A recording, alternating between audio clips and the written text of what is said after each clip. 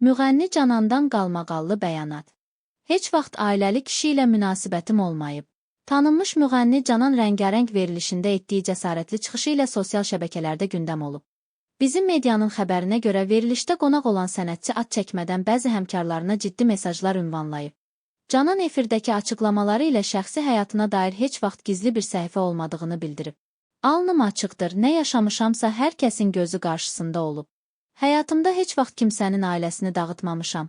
Heç bir evli kişinin həyat yoldaşından uşaq dünyaya gətirməmişəm. Söz verirəm, yaşadığım müddətcə nə ailəli insanla münasibətim olacaq, nə də ailəli insandan övladım olacaq. Bu, mənim tərbiyəmə, ailə anlayışıma və şəxsi dəyərlərimə ziddir. Belə bir şey nə mənim başıma yaraşar, nə də vicdanıma.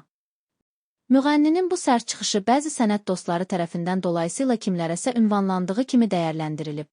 İddialara görə Cananın bu fikirləri uzun müddətdir münasibətlərində gərginlik yaşadığı həmkarı Vəfa Şərifovaya işarə edib.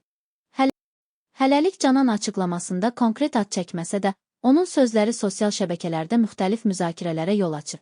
Bir çox izləyici sənətçinin bu açıq və cəsur fikirlərini alqışlasa da, bəziləri bunu şəxsi məsələlərin efirə daşınması kimi dəyərləndirib.